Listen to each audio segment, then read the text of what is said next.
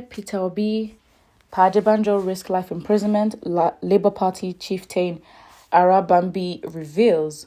The presidential candidate of the Labour Party in the just concluded presidential polls, Peter Obi, and the leader of the Afenifere, Adebanjo, have been accused of treason and plots to create chaos and overthrow President Bola Tinubu's government.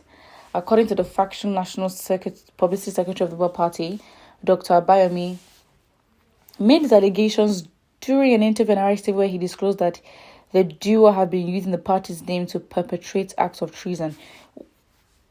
What is actually very confusing is that this person laying these accusations is from the Labour Party. Very interesting.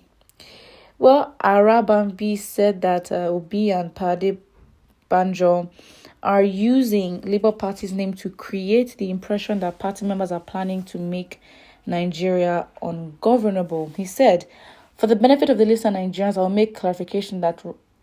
will make a certain clarification regarding the statement of Peter Obi and Bayo Adebanjo. That statement is treasonable because it is an act by them to intimidate or cause an action to overthrow the sitting president as enshrined in Section 37 of the Criminal Code Act.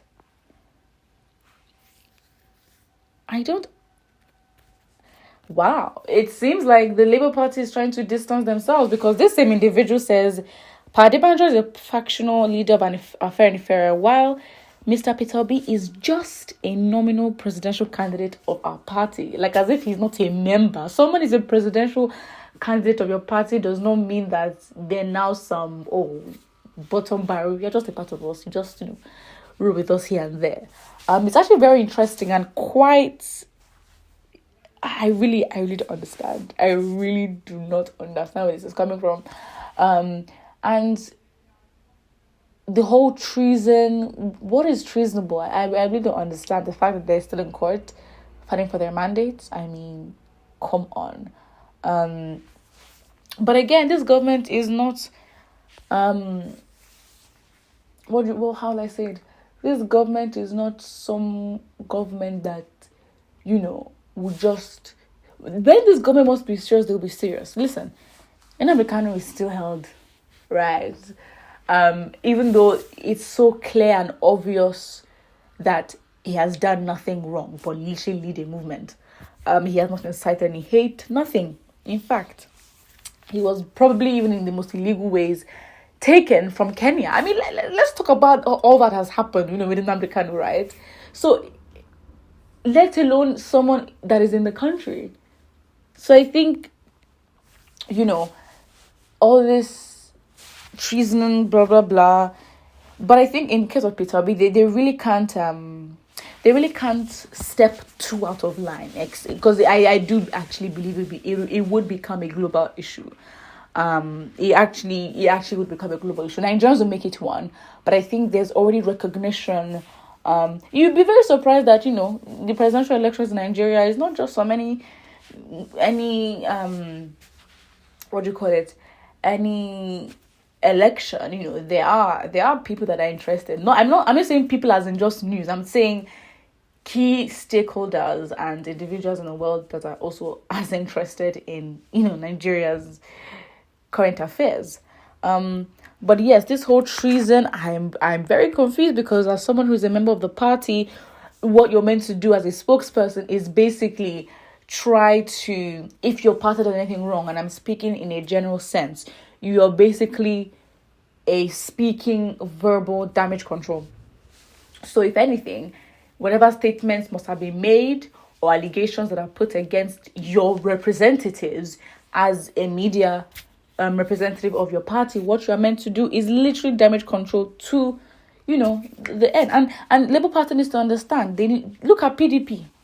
A house divided against itself cannot stand. Look at PDP. And my point is, there are a lot of political parties that have issues, PDP being one of them, and they let their issues literally throw them onto the elections, and it didn't work for them. Now you come out and look at APC, they've won, and after they've won, now we're starting to hear that, these people were not happy with these people are not doing this, but Before the elections, we didn't hear any of that. So it's also very important that as political parties, they don't, Labour Party specifically, because more than just Peter Obi himself, Peter Obi, to be honest, is the individual carrying the party, to be very honest.